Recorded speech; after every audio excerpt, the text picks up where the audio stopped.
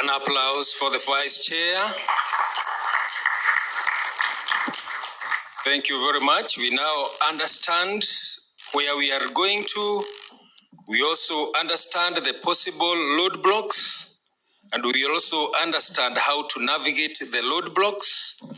We feel safe to promise Kenyans that we will work close hand in hand with IEBC to make sure that we have safe, violence-free elections come 2027, 350 days to come. The National Cohesion and Integration Commission is in the Ministry of Interior and National Administration, and we have the Cabinet Secretary with us, Honorable Onesmus Mulkomen. Let's do an applause for our Cabinet Secretary. Thank you very much, and we are honored, sir, by your coming. At this moment, I want to allow the chair to come. The chair will know how to navigate and allow IEBC chair and DIG to share in his minutes. And he will also invite for us the Cabinet Secretary, Ministry of Interior and National Administration. Welcome. Let's welcome the chair. Thank you. Thank you so much, Commissioner Nguyo, for leading us so well. Let's give him a good clap. Our chief guest, the Prime Cabinet Secretary, and our Minister, the Cabinet Secretary, Interior and Government Administration, one of the ministers who is very busy ensuring that there is coordination in matters of peace, security, among other responsibilities. And we are so glad, Waziri, that you found time out of your busy schedules to come and be with us. Before I make some remarks, in as far as the roadmap is concerned, it's important we hear from the chair, IBC, our brother, Erastus Etkon, just to come and help us to understand what is in the offing. What is this that has been put in place? One thing I've come to realize, NCIC, like other agencies, safeguard the space where elections will be held. Let's hear what they have put in place. Let's put our hands together and welcome our chair, IBC. And then thereafter, just in that sequence, DIG, you'll also just follow to come and tell us what kind of security mechanisms have you put in place. Welcome. Thank you very much, Chair NCIC, Bishop Omai. The Chief Guest, Your Excellency, the Prime Cabinet Secretary, Honorable Musalia Mudavadi, the Cabinet Secretary for Interior, Honorable Onesmus Kipchumba Murkomen, the Chairperson of NCIC, the Chairpersons of Independent Commissions present here, Commissioners, and all invited guests. Hamjambo. Good morning. Good morning. Allow me to make very few remarks during this very special occasion. I know for me, this is music to my soul because we are talking about uchaguzi bila noma, right? Are we together? Yes. So I am the first person who would love to have uchaguzi bila noma. So I wish to begin by thanking NCIC for the invitation, for us to participate in this important occasion and the launch of the Uchaguzi Bila Noma initiative, and for your continued leadership in championing the cause of national cohesion and peaceful elections in the Republic of Kenya. We gather here, ladies and gentlemen, well aware that we are within 350 days to the 10th of August, 2027, which is the D-Day for our general elections, 2027. So this date is no longer a distance date in our calendar. It is a date that will be a defining moment to our republic, because it is on that 10th of August date that Kenyans of all walks of life will be called upon to exercise their political rights and constitutional rights under Article 38 of the Constitution, to come out in large numbers and to elect their leaders, from the president all the way down to the MCA. So it's a very defining moment for us and for all Kenyans. We are also reminded that as we prepare for 2027 general elections, we have had many other elections in the Republic of Kenya. I think since independence, Kenya has been one of those republics that has never failed to hold a general election. Am I correct? So I know for sure during my adulthood, I was able to witness some elections of 1992, 97, up to date. But I don't remember the one of 1988 and beyond. Maybe the chief guest, I'm sure he was there.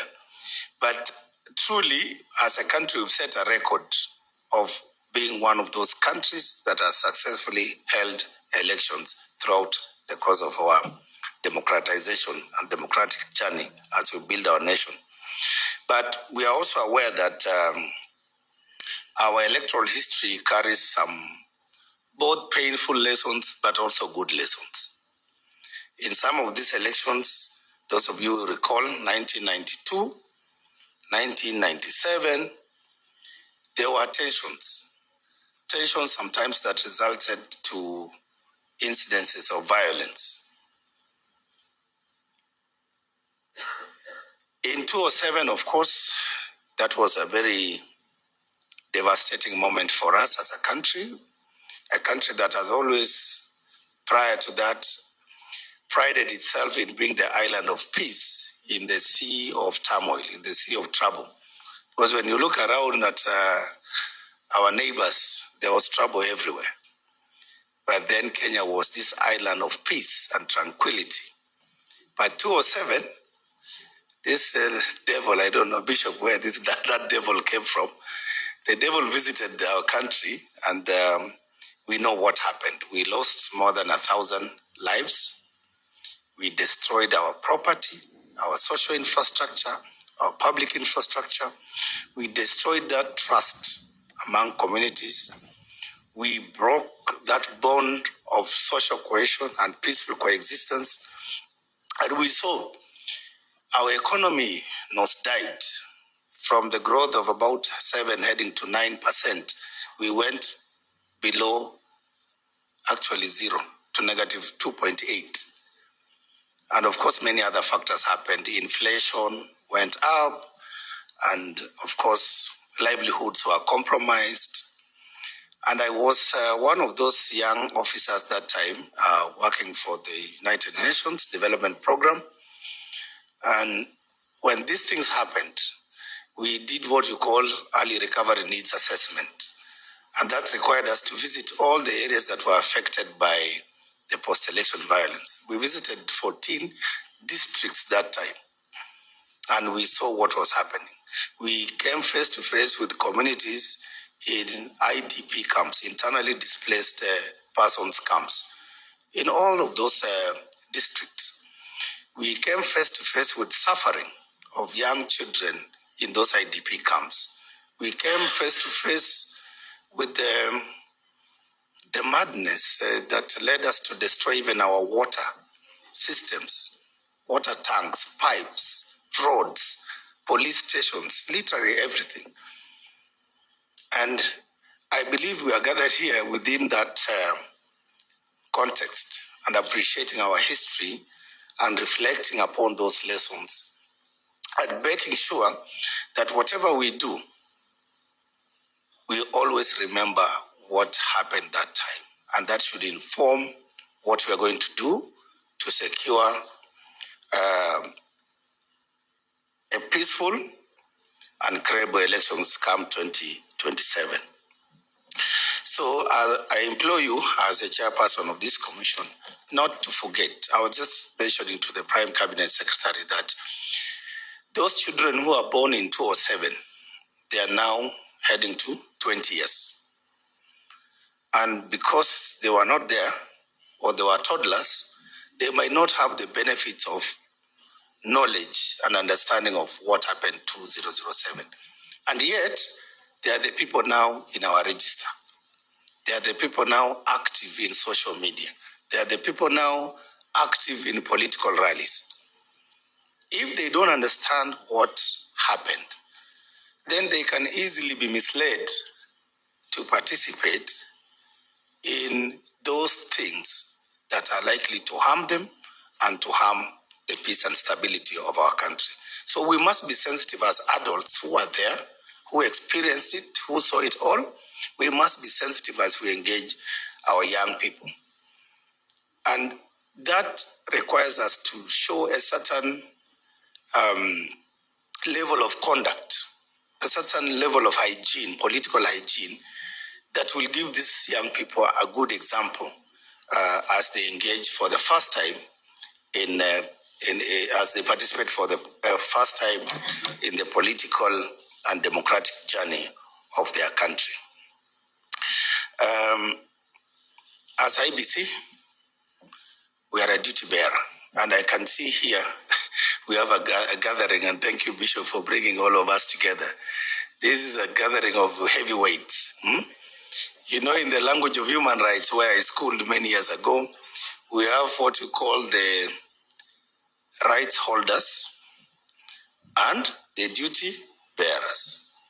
You can use it interchangeably, but here I appreciate that most of us who are given this opportunity to serve our country in the various positions where we are, whether it's in the executive, whether it's in the independent commissions and offices, whether it is in civil society, whether it's in the media, we have to appreciate that the duty falls on our shoulders. So we are the duty bearers. And as duty bearers, it's our responsibility to ensure that we guarantee the rights holders, who are the Kenyans, that peaceful space and conducive environment within which they can exercise their rights. They can enjoy their rights to freely elect their leaders.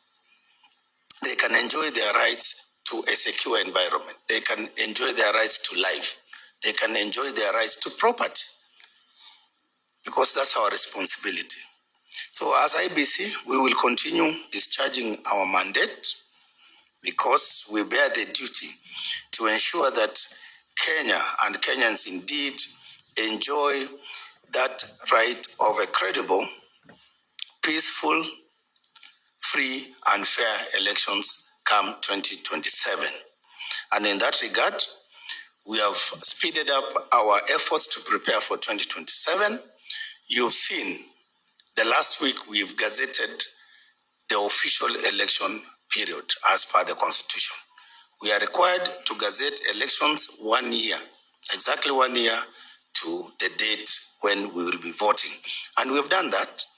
So the information is out there. We have gazetted the electoral timelines, which are mandatory, and therefore take this opportunity to also call upon those of us who are interested in participating in politics, including the political parties, to ensure that we adhere to those electoral timelines, because they are cast in stone. So if you are required to resign by a particular date, if you are a state officer, please do so. Don't come later on crying and shedding tears, telling us that we are treating you unfairly, and yet we have given you adequate notice. The same applies to political parties and all those things. We are currently planning to roll out the mass voter registration, the second phase. We did the first one, which went successfully, and right now we have a total register of new voters of 2.9 million. Makofi tafadhali. And our target is 6.3 million. So we are doing quite well.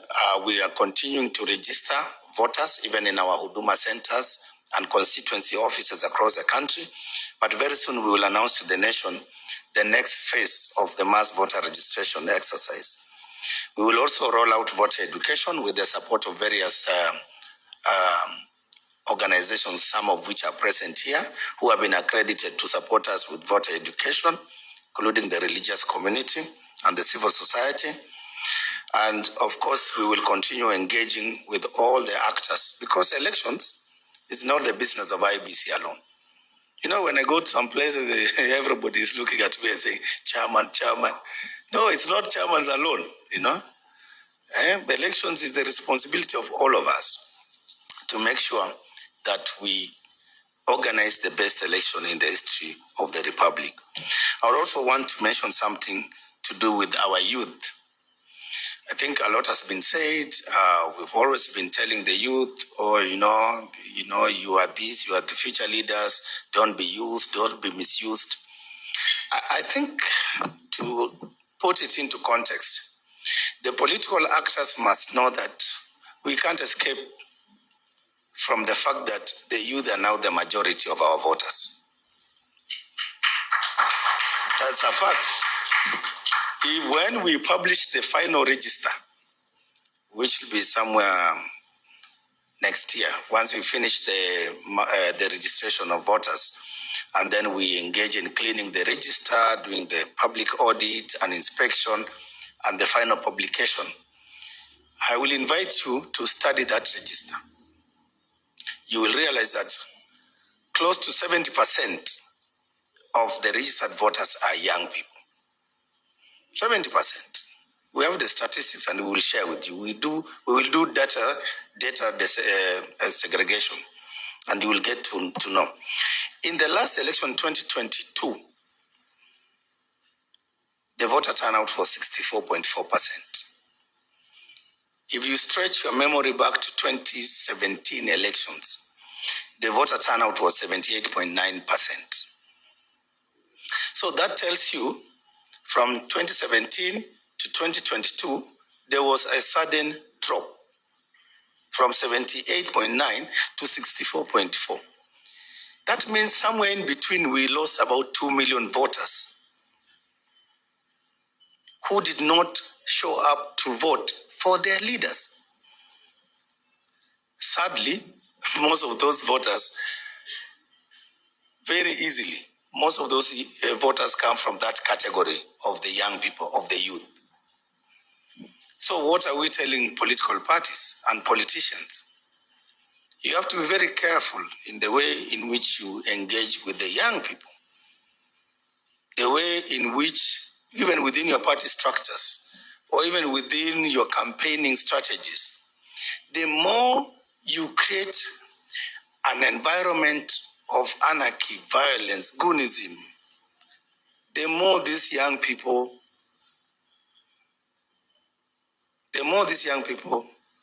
will tend to stay away from all this. Remember, this is a very impressionable group.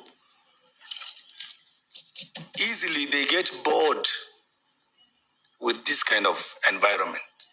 So as we move towards the next election, I will urge all politicians to desist from activities. These young people, this ethnicity thing, they don't want those things. And when they see our politicians emphasizing on negative ethnicity, profiling, zoning, hate, they have a choice to stay out of it. And therefore, the voter turnout is likely to go even further down. So instead, let us do positive messaging, positive campaigns that will encourage these young people, that will excite them to join in as the new voters to elect their leaders. As I conclude, I would also like to address the media. I can see many cameras here. I think the media, you have immense power.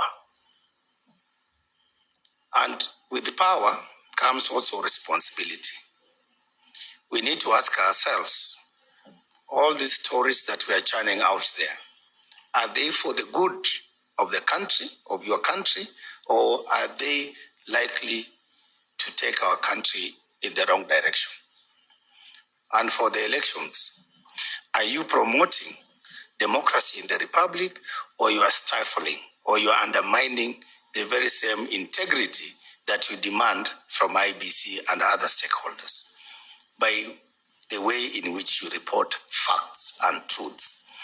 We've witnessed a situation where the media sometimes twists facts, and the media has thrown away caution out of the window. We see situations where you don't fact check some of these politicians when they peddle around some rumors and some malicious falsehoods. That's not good. As responsible journalists, I'm sure you've been trained, you have your code, and you should apply that to help us give Kenyans the correct facts so that then they can trust in what we are doing and prepare to turn up in large numbers and to exercise their democratic rights. In conclusion, allow me to thank NCIC for activating this campaign of Uchaguzi Bila Noma. I know Kenyans, we are very resilient. Sometimes we might feel a bit down, a bit hopeless. But when we wake up and rally ourselves around, there's a way in which we turn things around. And I've seen it in 2012, 2013, when we launched the Uyano platform. And I'm very happy, Bishop, you have a vice chair who was one of my officers those days. And we worked on the Uyano platform, Chagua Amani Zuia Noma. And I believe that this initiative of today is a continuation of that initiative. And I believe now that we have activated the soft power, Prime Cabinet Secretary, this is called the soft power, peace building, conflict prevention, mediation, arbitration, and all that. And I believe one of the things that I want us to encourage is that panel of eminent mediators. We want, as IBC, to have that group of eminent Kenyans who will be intermediaries, interlocutors, who will create a safe space for us to have dialogue with even the political competitors, the candidates, so that then we are not bogged down by the desire to do everything, and yet we have all these structures that can help us to mediate some of the things. But I also urge that in as much as we apply the soft power, where the soft power fails, I believe that's why Masengeli is here representing IG. And of course, the Minister for Interior is here. We need also to employ the hard power. Because whatever it takes, we have to secure the country. We have to secure the greater public good. So I believe we will work together as agencies with the mandates and as duty bearers as we prepare the country for a successful 2027 general election. In the same breath, as IBC, once we have gazetted the election period, which we did last week on the 19th of August, that means our elections code of conduct comes into force. We have something called Electoral Code of Conduct under the Elections Act and under Article 84 of the Constitution. That is the tool that we'll be using to hold politicians accountable. That is the tool that we will use to monitor conduct that amounts to breaches of the Electoral Code of Conduct, and we will use that to bring some sanity to the electoral space. So my call and my rallying cry to fellow citizens and of course agencies involved, let us be proactive in investigating some of these political actors and their activities, and let us use that information to petition IBC to take action against those errant politicians who think they are above the law. Why would 2,000 people disrupt the peace of 55 million Kenyans? Is that fair? Because they are looking for a job. So that mechanism requires that you report to us and we use that information not to take appropriate action, including fining them. Nakamambaya, if it's really tough, we will even disqualify some of them from contesting, because why would you clear a leader who is undermining the peace and stability of the country? I thank you very much.